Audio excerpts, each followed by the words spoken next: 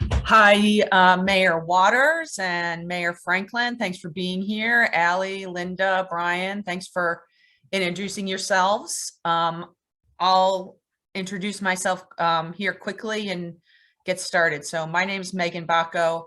I'm the Executive Director of Anacostia Trails Heritage Area. We're also known as Maryland Milestones. And we're really happy to be here today to tell you about the last couple years of research we've been doing about expanding out boundaries. And the reason that's so important is that in expanding our boundaries, which are state certified, that means that we get to work with more fantastic folks throughout Prince George's County. So that's really the goal of this project, is to develop a plan to be able to partner with more people in Prince George's County. So Anacostia Trails was founded in 2001. We were heavily involved in the War of 1812 anniversary. We've also opened a visitor center in Hyattsville. And every year we follow through with our mission, which includes grant making, outreach, marketing, partnerships, sponsorships, all in support of heritage tourism. So hopefully a lot of the folks here on the call are familiar with our work, and if not, welcome. And we're really pleased to share this research with you. Right now, our boundary is focused along the Route 1 corridor in Prince George's County, between the district line and up past Laurel, almost to the Howard County boundary. We expanded in 2018-19 to include Bowie, Cheverly, and Glendale. And now we're looking to do a substantial boundary expansion into more of central and southern Prince George's County, which is why you're all here. So with that, I'll introduce our consultants. Carolyn Brackett is a heritage tourism specialist reigning from Tennessee. And Augie Carlino, who is a planning consultant and president and CEO of Rivers of Steel National Heritage Area in Pennsylvania. On the call, we also have Andrew Arvizu from Maryland Heritage Areas Authority, as well as Najina Jackson from Experience Prince George's, who are both great partners to us, and we're happy they're here, and they're also here to help answer any questions that our attendees might have. So with that, I will pass it over to Carolyn. Thanks, Meg.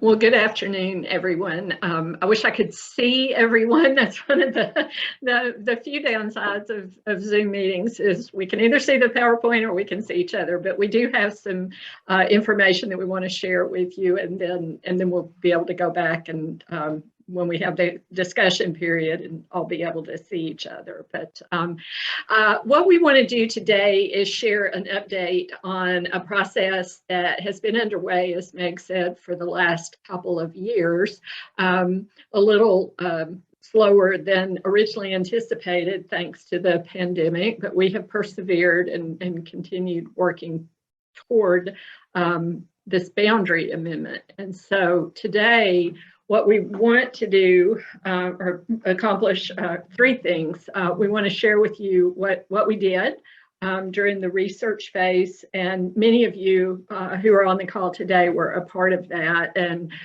we had a great time getting to see so many of the resources in the southern part of Prince George's County.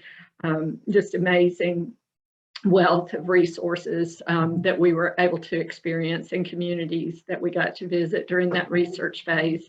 And then what we found, there's some specific requirements from the Heritage Areas program for a boundary expansion. And so we went through the process of evaluating what we saw, and we'll share with you those findings. And then finally, the big part, which is what to consider, what happens next. And that's what we want to look at today. And so, as many of you already know, the State Heritage Area program in Maryland includes 13 state certified heritage areas. And I'm always happy to point out when I work in Maryland that you have a program that other states that I work in would love to have, having that kind of commitment at the state level, and then within communities across the state to preserve resources, tell the stories of those areas is just remarkable. And you can see where the Maryland Milestones is located here. And that there's this little gap under it, that little white space, and that's what we want to look at and talk about today, is adding that white space so that this map will include Maryland Milestones Heritage Area. That green will move to the south. So when we think about why heritage areas, why are they important, and why is it a benefit to expand to include the rest of Prince George's County, the Maryland Heritage Areas Authority actually did a study last year of the economic impact that heritage areas generate in Maryland, and it is substantial. If you want to see all of the heritage areas and their economic impact, you can look at the Maryland Heritage Areas Authority website on the Maryland Historical Trust website and look at every heritage area. But for Maryland Milestones, as you can see, the numbers are remarkable. Over $36 million in economic impact, over $5 million in state and local tax revenue, and supporting and sustaining 565 jobs. So a huge economic impact, all generated from preserving resources, developing the story of the area, looking at cultural and heritage tourism throughout the heritage area. So heritage areas do a lot of different things. That's one of the benefits of the state heritage area program, is that each heritage area can look at not only what are the unique stories and places, but what are the programs, the projects, the services that that specific heritage area will benefit from. And as far as Maryland Milestones, as Meg said, there's a heritage center / visitor center where people can get oriented to what's in the area, get information, and plan a visit. There are a large number of history programs that are developed throughout the year. Heritage routes, tours to take people through the area. Interpretation is a big part, as I keep mentioning, telling the story of the area. And then providing technical assistance to help you get those things developed that you want to do to tell the story or save a place or plan an event. And then the last two, I think, are special benefits of the heritage area. One is just the network of partners. As you can see from the folks who are here today, some are already in the designated heritage area boundaries, others are in the proposed heritage area boundaries. But the ability to share information, to build partnerships, to cross-promote is just remarkable within a heritage area. And then finally, the part that everybody likes to talk about, and we'll probably have some discussion about that, is grants. Actually having funding, because as we know, you can have the greatest project idea in the world, and if there's no funding to support it, it remains a great project idea. And so to actually be able to put money on the table to help make projects happen is a huge benefit. So one example, and this, I've not had the opportunity to visit this, but after reading about this place, I definitely want to get there on a future trip. This is an example of a program or a project that received funding from Maryland Milestones and from the Heritage Area Authority. So nonprofit organizations and municipalities that are in the boundaries of the state certified heritage area can apply for heritage tourism specific grant funds. They're supported by the Heritage Areas Authority at the state level and also through the heritage area through Maryland Milestones. So this project was for Sissy's Tavern, which is in North Brentwood. This is the tavern. The building was constructed in 1912 as a grocery store. in North Brentwood, which was the first incorporated African-American community in Prince George's County. And the building became known as Sissy's Tavern in the 1950s and 60s. It was a gathering place in the community. It was also a place where performers like Duke Ellington came after they had performed in Washington, D.C. And so the town has been working to restore this property since the late 1990s. The Heritage Area Grant Program has been a tremendous help with this. The Maryland Milestones Grant Program is called the Rocket Grant Program, helping you rocket to success.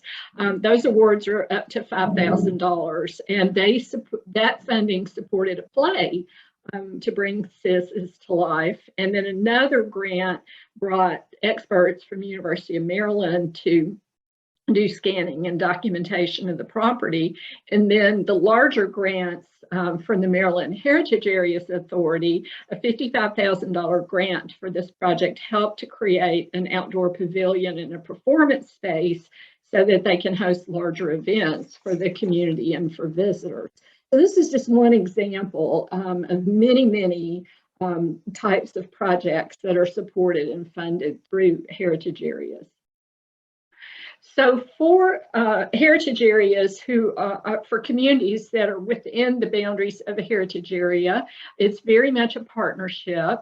For the ones that are in the current boundaries, those municipalities contribute dues based on their population, and you can see the list here of those who are partners. There is additional funding, as we said, from the Maryland Heritage Areas Authority, also Maryland National Capital Parks and Planning, Experience Prince George's, from the county and from other organizations that all put money into the pot that helps support the heritage area and its programs. So the purpose of a boundary amendment study is spelled out in guidelines that are provided to us by the Maryland Heritage Areas Authority on how do you go about deciding if this makes sense to expand this boundary, and if the stakeholders, the leadership, the communities that are in this region want to be a part of the heritage area. The purpose of the study is to look at this geographic area that wasn't in the original management plan. And for Maryland Milestones, Anacostia Trails, that plan was done about 20 years ago. As Meg said, it's been expanded one time, and so now we're looking at doing that again. The boundary amendment requirements fall into three areas. One is looking at the communities. Are there processes in place to preserve resources or ways that the heritage area could help with that? Are there opportunities to tell stories of the heritage area? And do the local jurisdictions want to be a part of the heritage area? One of the things that was really interesting to me about the southern part of Prince George's County is there are a large number of unincorporated communities. And so with that, we're reaching out to community groups and other leadership to communicate there. As far as historic, natural, and cultural resources, do they connect the themes of the heritage area? And we'll talk a little bit more about that. What are the opportunities to grow heritage tourism in the area? And what is the potential? Again, it's not just a one-way street of can the resources there bring something to the heritage area, but what can the heritage area bring to those resources? And then finally, the amendment request. Once we've gone through this process, submitting the request with some maps and preparing to update that management plan. And at that point, having a public meeting, a public hearing to make sure that this is something that everybody is interested in and wants to see happen. So when we looked at the communities, as I said, I was kind of surprised to see there are so many unincorporated communities in the region, only 4 that are incorporated, and we've been in the process of meeting with representatives from those incorporated communities as well as the unincorporated. We've also looked at lots of the cultural, historic, and natural resources. And as I said, there's a wealth of resources throughout the region, historic house museums, churches, schools, national and state parks, scenic byways, state byways, wineries. We included National Harbor because that's a huge focal point for visitors, for people coming for conferences or tourists, individuals, families, and groups that we hope, as planning goes forward, as things go forward, we can encourage those folks to explore throughout the county.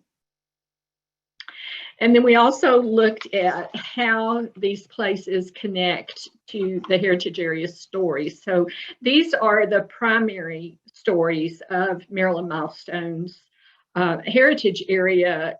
Within each one, there are a number of sub-themes or sub-stories that go under each one. So there's lots of opportunity here to see all of the resources in Southern Prince George's County and how they connect to the existing heritage area stories. And what we found, we actually did the math, went back and counted, here's this resource, here's how it connects to these. And I think every one that we looked at, we could find a connection. Also some opportunities when the management plan update process happens to maybe even add a couple of other themes or stories that can be told and interpreted. So once we went through all of this process, visiting the resources, talking with people in the incorporated and unincorporated communities, we began to think about how do we want to organize this in our minds to understand what these resources are and how the boundary amendment could look. And so what we found is a useful way to do this is to think of it in cluster areas. And so I'm just going to kind of go through these and then we can come back and answer any questions about how these are organized. But if you look at this whole map of the area, you can see that dark shaded area is the current boundary of the Anacostia Trails Maryland Milestones Heritage Area. The green points, and this was interesting to me as well, is how many sites are government owned, are owned through Maryland Capital Parks Planning or National Park Service sites. Large number, as you can see from all those green dots. The yellow points are community resources or resources that are owned by nonprofit organizations, managed by nonprofits. The pinks are kind of fall into that other category, and then the black points are the communities, the towns throughout the region. So I'll just go through these fairly quickly.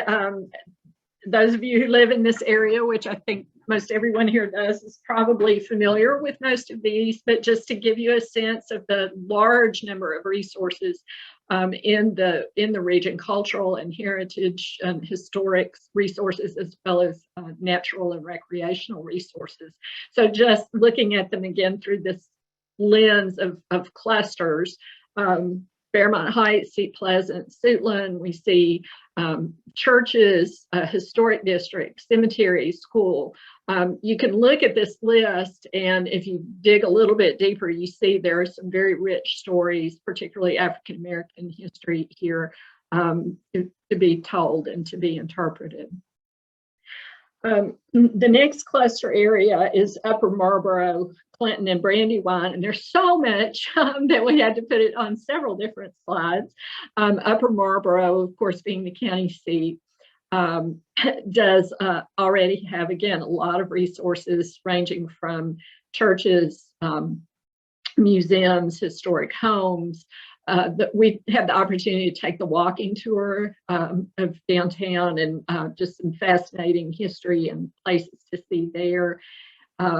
Also, they're gathering places, a showplace arena that draws large numbers of people to the area.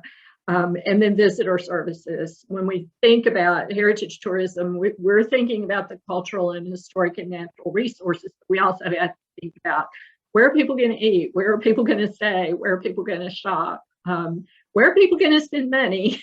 And that's where that economic impact comes from. In Clinton, again, we have a number of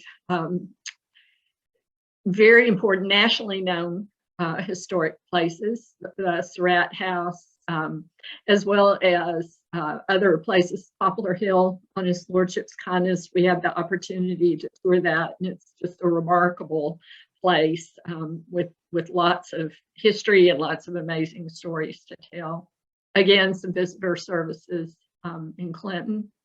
And then Brandywine. I was really interested to see how many vineyards are in this one area, and many offering tours, providing places for events, weddings, gatherings again. So when we think about heritage tourism, we kind of have to think bigger picture of what are the range of things that people might be interested in doing. And somebody might come in to have their wedding or their family reunion at one of these places and then decide to go out and see and tour other places. So great opportunities there. And then the next one is in the southernmost part of the county, Aquasco, Eagle Harbor, and Cedar Haven.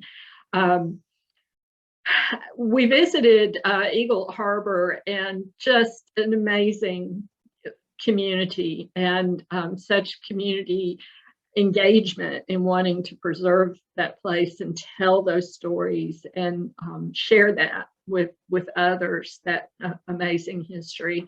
And then the last cluster area is Accokeek, Fort Washington, and Oxon Hill. Again, National Park Service sites, Piscataway Park, National Colonial Farm, Oxon Cove. So having those places that have that national connection, again, are very important. And I think we have some folks on the call today who are also involved in another study that we're working on right now, and that is in the Accokeek region, doing a heritage tourism study specifically for Accokeek. So we just recently were there and had the opportunity to see National Colonial Farm and Hard Bargain Environmental Center, and some of the amazing history and resources in that area as well. So that's kind of how we're looking at the region. As I mentioned, one of the happy things about heritage areas is the potential for grant applications. These are some of the different categories that those grants fall into. So as you can see, it's a wide range of opportunities. And I think as you look back, if you think back on those slides that we just looked at, you can probably already start thinking of, oh, a grant would be great for this, or a grant would be great for that. So those are the kinds of things we want to be thinking about as we're completing this study and preparing this request. The other thing that kind of makes this even more interesting is that there is another project going on. And again, probably a number of you here may have been involved in that. And that is that a feasibility study has just been completed for the southern Maryland area. So Charles, Tavern, and St. Mary's counties, including southern Prince George's County, because as we looked at the history and the themes and the stories, we saw a lot of connections coming from that direction as well. So there is also potential for designation as a national heritage area, which would be another, when I looked at all these studies, we have the Southern Maryland study going on, we have the Maryland Milestones, Anacostia Trails study going on, the Accokeek study going on. So this area that's just kind of been out there for a while is suddenly has lots of opportunities, lots of potential for connections, north and south, to again, preserve resources, tell those stories, attract visitation, and generate that economic impact. So for this National Heritage Area, this feasibility study is the first step. The study was completed and submitted to the National Park Service in December for review. National Heritage Areas are designated by Congress. So that definitely, or the expression takes an act of Congress. That is what has to happen for National Heritage Areas. So we will wait to see the review from the National Park Service and then see how that moves forward. Again, that can be a process that moves very quickly or very slowly, but we will continue to monitor that as well.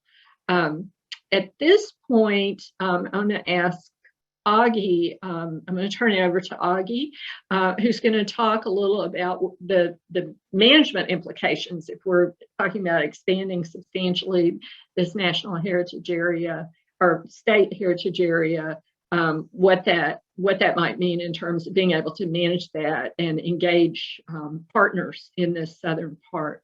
So I think I will, I'll come back to these last couple of slides, but I'm going to close this out now so that we can all see each other while Augie, and then I'll just turn it over to you. And we'll have time for questions and discussion. So if you have any, just jot those down and hold on. Hi, everybody. You know, I would thought after 2 years of this, we could have been in person, which was the plans when we put this proposal into Maryland Milestones, but unfortunately, we're still all remote. We've gotten pretty good at this remote type of presentation. I appreciate you all being here and hope you're all staying safe. So as Carolyn said, one of the elements beyond all that exciting stuff that Carolyn presented to you, and I say exciting because everybody always gets excited about brainstorming historical themes and interpretation and the story that we tell as heritage areas and the projects we want to work on. But, you know, lurking in the background is all the stuff that I end up dealing with, the mundane, the non-sexy issues of management and governance, and how in the heck are we going to make this all happen by the sense of organizational planning. And, you know, I joke about it in that way, and you all know as well as I am working on this, it's important. It's just as important as those stories. So what we do, as all the work that Carolyn conducts with Meg and Kirsten and the Maryland Milestone Board in going out and working with you, is I sit back and do basically almost like forensic examination of the organization, but identifying places where, as those projects are coming in for the potential of an expansion of a boundary, I basically sit there and working with Meg, working with Kirsten, talking to Carolyn, talking to the board, and listening to you all as to what the needs are, try to figure out where those gaps might exist in the current governance structure of Maryland Milestones. And if there are gaps, what do we need to do to fill them in? So when we look at governance, we're looking at staff, we're looking at board. But as Carolyn pointed out in a slide earlier, she said something that I want you all to keep in mind. Heritage areas are partnerships, right? And there's very little that's done in a heritage area that's done exclusively by the heritage area organization. We tend to think of them as the ones that are the catalyst to get everything done. But what heritage areas actually are, in some way, are the conductors of an orchestra. And each of you being one of those instruments in the orchestra that's so critical to that ensemble coming together. So Meg and Kirsten are out in the community working with everybody. You all have projects, as we saw some examples of. Those projects may or may not necessarily be done by the heritage area, but they're certainly instrumental in helping you get it done. And so it's that relationship between everybody that has to be examined. When we do that, we look at a couple different things in this boundary expansion. What's the gaps in the heritage area management and operation? What do we need if we expand this boundary by way of additional staff?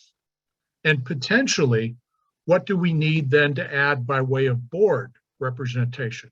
Because boards are important. They bring a lot of diverse people, projects, partnerships to the heritage area to figure out. So with that management planning structure in mind, what we are looking at, and we continue to do as this process moves on and we meet with all the governments, you all, is we are out here answering questions. If we have expanded boundary, what other projects and programs are we going to be doing? And then where are those projects and programs falling into the current staffing existence capacity of Maryland Milestones? I will tell you, you've got a lean, mean heritage area machine going on with Meg and Kirsten and the board. But there's going to be added work to them with the potential of this expanded boundary. You saw the slide that Carolyn put up that showed all the things that you do. And if we move into a larger area, there's going to be a whole lot more time demands placed on these two individuals and what they have to do each day. Who's going to do a newsletter? Who's going to manage grants? How are you going to raise money for the heritage area? How are we going to address projects and programs with the partners? At some point in the life of a nonprofit that governs these types of projects, you reach a break point if you don't add staff. So we're looking at what staff capacities may need to be included in that. Like I said, the ability to deliver service is important too. And so one of the things we try to look at is what the partners are bringing to the table. Because even if we expand staff to the limit that we can, there are limits because there's only so much money that's out there. And this partnership relies on each of you coming to the table. We know that you put in money to be technically, I don't want to mischaracterize it with my wording, so please don't hang on to words, but being a partner or a member or an agency that's working with Maryland Milestones. But there's more to it in that, because if these projects are going to be done, you're not only putting money in, but your staff, your public works departments, whoever they might be, may be involved to a greater degree in certain projects. In order for projects to get done, that partnership has to come together. So we look at service needs and identifying where those gaps might be. And when we have all of that sort of in the framework, what we have to do for the heritage area, the organization itself, is look at budget and finance, because then that will direct for the organization how much money is needed, not only for projects that need to get done, but from an administrative standpoint, how much money might be needed in order to fill those professional service gaps that may exist within the heritage area organization itself. And then taking that up to the board level, like I said at the beginning, what about the board? Does the board represent the heritage area now as a part of the new boundary expansion? We'll look at that. We'll look at who's on the board right now, not necessarily in the sense of name, but categories or functions of the professional services that they might represent. Do you have legal counsel that's there? Do you have maybe marketing and tourism promotion? Do you have somebody that understands economic development or tourism promotion? All those types of things. We also look at diversity of folks. Is it representative of the social representation of the community? And that's become more and more important in these last couple of years as we look at inclusivity and making sure that we all have a seat at the table, because these are community-driven projects. So that's basically the governance side of this and the management side of what we're going to be working on. That all comes together as this project advances and moves forward. So your involvement with Meg and Kirsten, Carolyn and myself, and the board is going to be important for everybody in order to be able to answer these questions as we put together that section of the plan. Any questions there? Or when are we taking questions, Carolyn? I think, Meg, we have a couple more folks who are going to share some comments, and then we'll do Q&A. So, sure. If Andrew's going to be on the call, they have to leave before 1:55. So Andrew, would you like to introduce yourself and what you see as the benefit and process that Anacostia Trails will go through to kind of take the expansion to the next steps? And thank you for being here. Yeah, my pleasure. I'm happy to be here today. As you all heard, my name is Andrew, and I'm with the Maryland Heritage Areas Authority. We are the statewide counterpart to each of the local heritage areas here. And as you've already heard, our goal really is to promote the economic well-being of Maryland's communities by supporting and sustaining authentic place-based experiences. And when I look at this opportunity for expansion, I see a great deal of opportunities to really promote these place-based experiences. What's more, one of the real core ways that we do this is by building connections within our communities. And I can speak from experience saying that the work that ATHA has done here in terms of researching these communities and understanding where they're going to be going into and what kind of relationships and connections they're going to be making, this is substantial, and it will definitively contribute to the ongoing economic prosperity by promoting heritage tourism. As you heard, we saw just 2 years ago with the completion of our economic impact study that heritage tourism in Maryland really provides a unique and substantial tax return and economic throughput to the folks that are within heritage areas. Across the state, we're looking at several $billion worth of economic impact. And within each heritage area, we're looking at tens of millions of dollars coming in. But really, it's more than just the monetary aspect that we're looking at. One of the most significant features of being in a heritage area, as you've heard, is the ways in which local heritage areas connect various resources with each other. Whether it's Anacostia or any of the other heritage areas, the most unique feature that I see is the ability to bring together a network of intelligent, like-minded folks that are really interested in sharing and preserving the unique and authentic stories of the past. And this expansion southward is going to bring in so many more folks into this network, not only allowing these folks to apply for grants and receive resources, but bringing them in connection with an already strong network of folks across the existing boundaries of the Anacostia Trails. And I'll just close out by saying that from the state perspective, right, the biggest thing that you'll be looking at is access to our grant program. Every year you receive $5 million, or we receive $5 million that we give out in project grants. So as we expand southward and bring in all of these new great sites, these sites will have access to apply for this funding. And again, I think this is a great opportunity given the density and frequency of sites that are going to be within the proposed boundary area. Thank you, Andrew. Well, we still have you. Can you outline a little bit about the the MHAA grant process?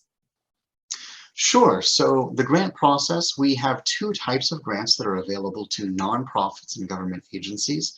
These are capital and non-capital grants. Our non-capital grants range from $5,000 to $50,000. Our capital grants range from $5,000 to $100,000. We accept applications on an annual basis. Typically, our intent to applies are due in the end of January.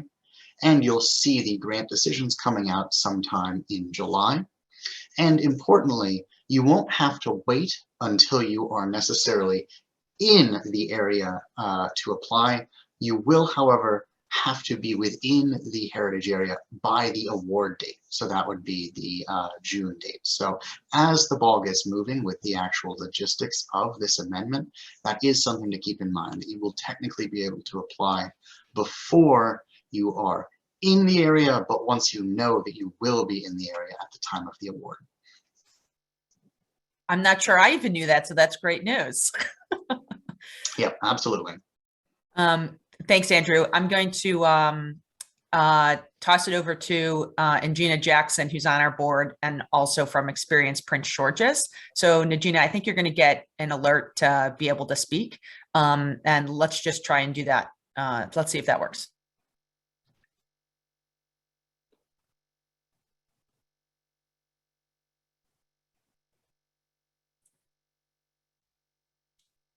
Good afternoon. Are you able to hear me? We can hear you, but can't see you, but hello. Sorry.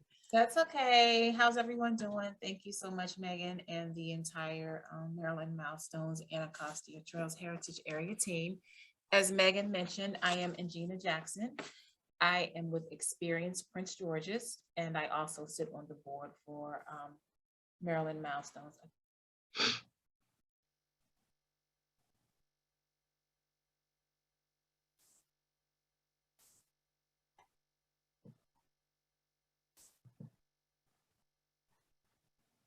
Now we can see you.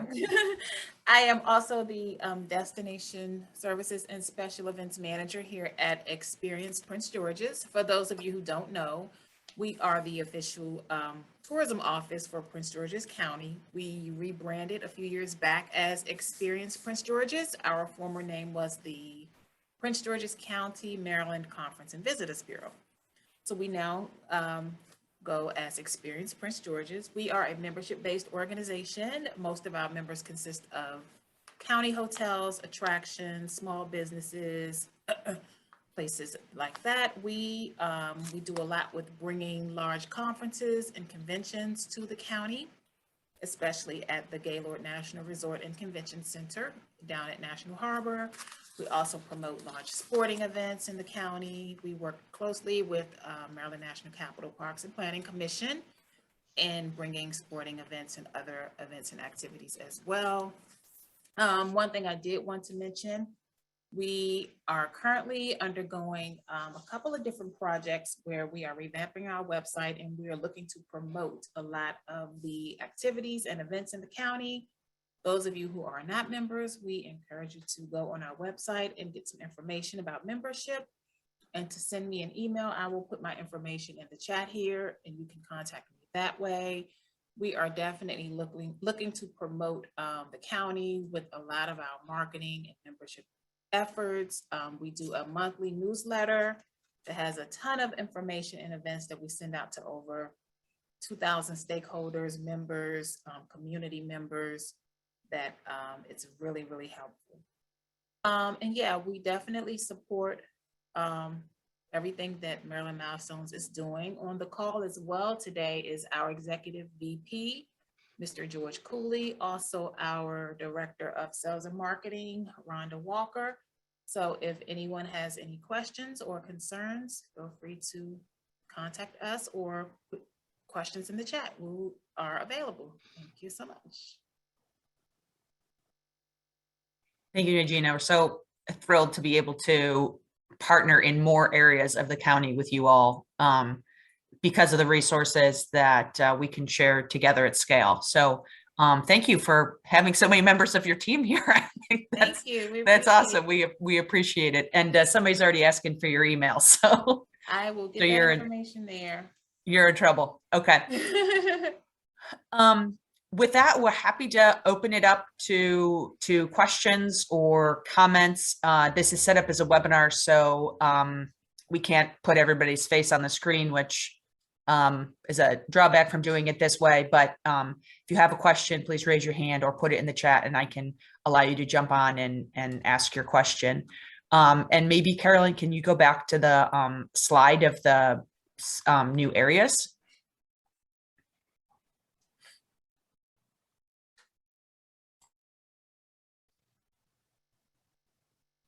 Take me a second to find it. So if you want to go ahead and take some questions, let me.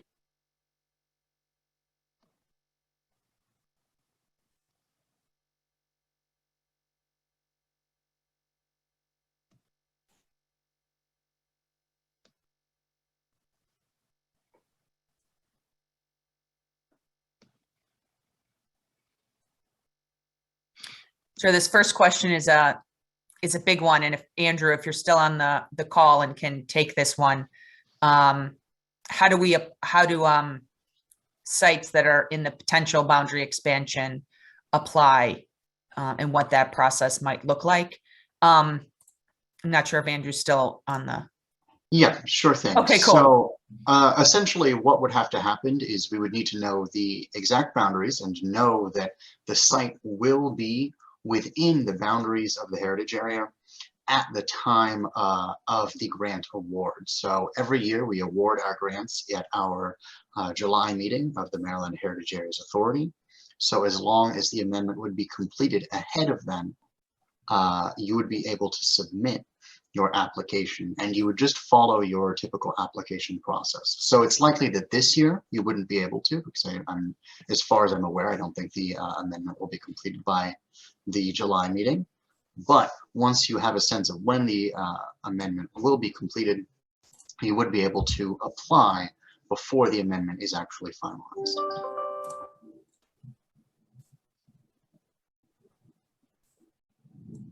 And Teresa, if I'll just say it's, Hard Bargain Farm and the work that you do in that area will be part of our heritage area.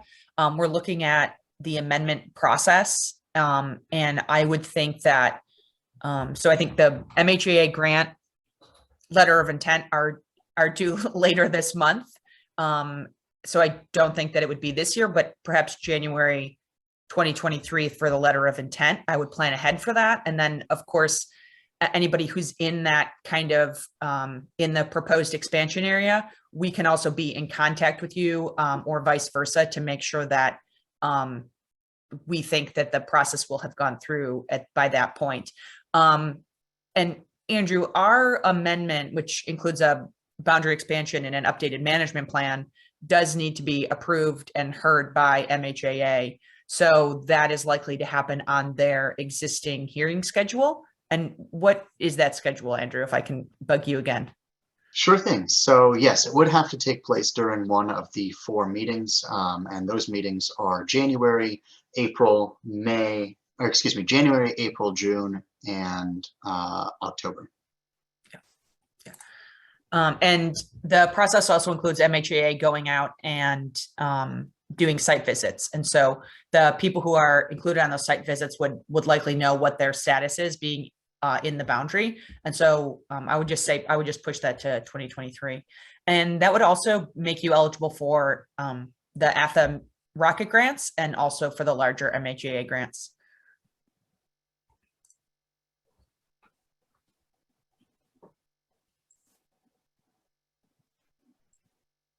Any other questions? And Carolyn, can you go to the map on your presentation, if you don't mind? I just think it's a nice visual.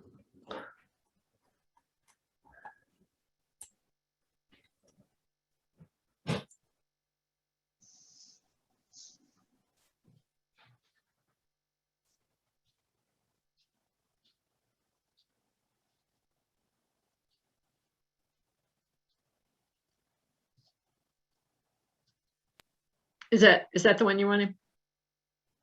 Yeah. Yes. Thank you. Okay. I'm not seeing any questions, so I might have to, we can either end early and get some lunch, or if anybody is from one of the areas that was visited by the consultant team, it'd be great to hear from you, or anybody who's received a grant in the past from us. Just kind of want to use this opportunity to start to make some of those connections, especially, with projects that might include multiple sites or be benefits, kind of across the region. So if you are so compelled to jump on, raise your hand or let me know. And I'm happy to hear from anybody else on the call.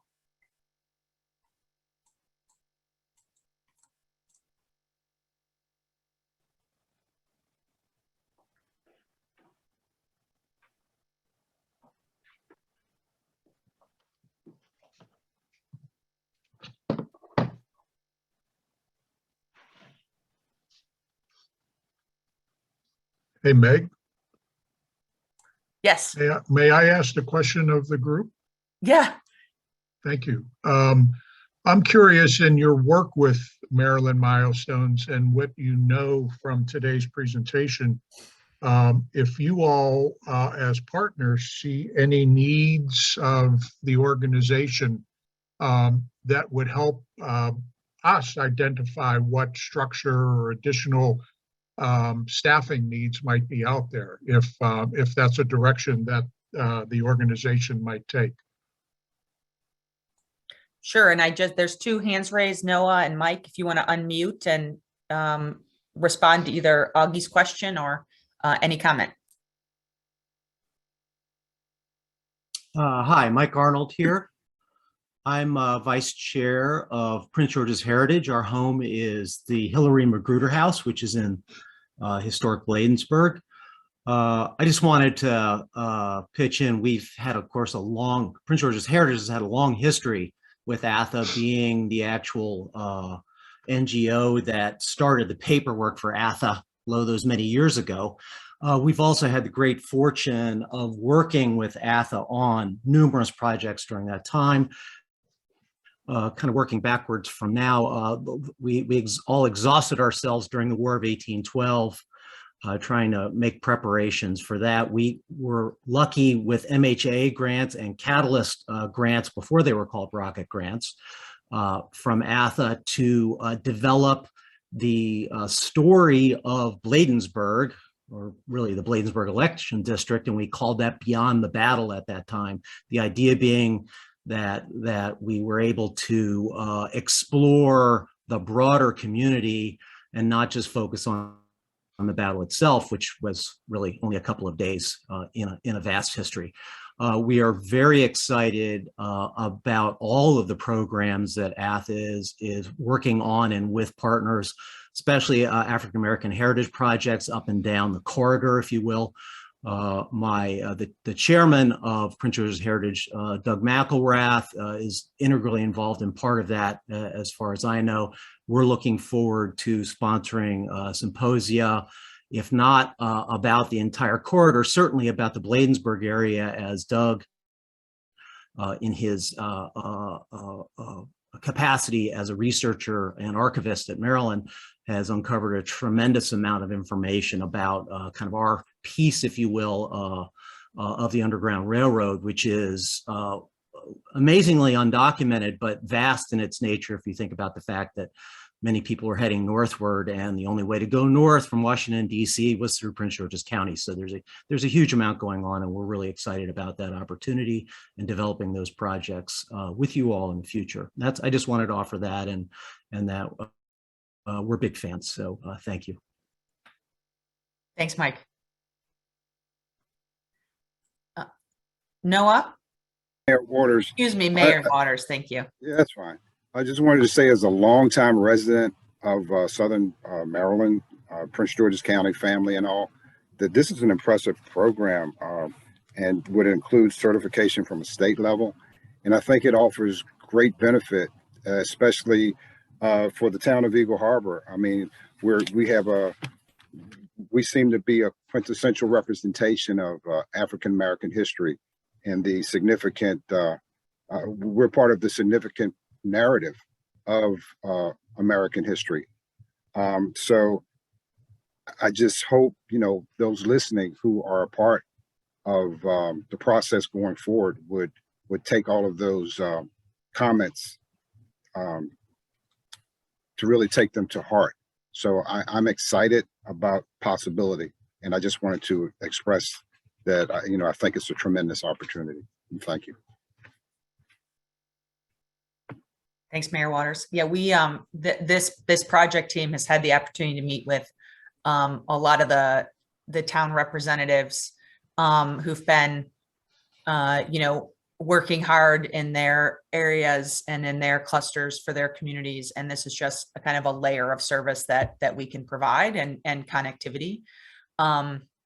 So we're really thrilled. And I've only been at this position I started in April, and I can't believe how many people we've already been able to meet that I think really, truly hold the history and will benefit our organization, strengthen and diversify our organization as well. So it's definitely kind of a thrilling prospect and opportunity to connect Prince George's County through history in a way that, because of the boundary, the way it was set up, really kind of kept us in one area. And this was just kind of a game changer. So Of course, it's going to be a lot of work, and I appreciate everybody's time this afternoon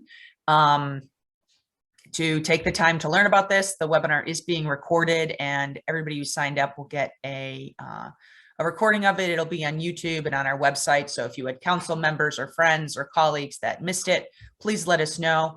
I'll kind of close out the webinar, but if you have any questions, just feel free to put them in the chat, and I'll switch gears. Which is that this process will result in a report later this spring, which everybody who's registered will get a copy of. And then we have to retool a little bit and start working specifically on that state document that is a management plan amendment. And again, because we're lucky enough to be part of the state program, there are rules we follow, and it will go through that process. So please expect to hear from us. We will, for the incorporated towns, love to have a letter of support from you, from other organizations. So really hope we can just keep the information flowing both ways. And I'll leave it at that. If anybody has any questions or parting words from the consultant team, please feel free. And then we can end the webinar early and just stay in touch by email. Thanks, everybody.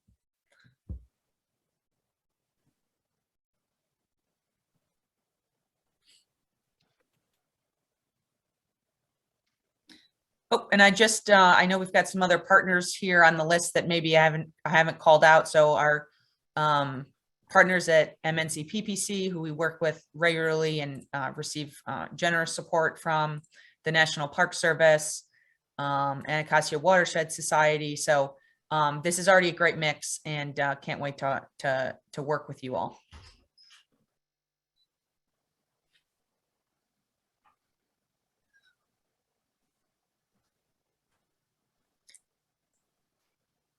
Carolyn, you want to close us out? I'll just say thank you, and we look forward to continuing to work with you all and preparing the report and seeing this become a reality. So thank you. Everybody's been working on it in their home offices for a long time. It'll be great to get back to the site visits and seeing folks in person. So thanks for dealing with another Zoom call this afternoon, everybody, and please take care. Bye-bye.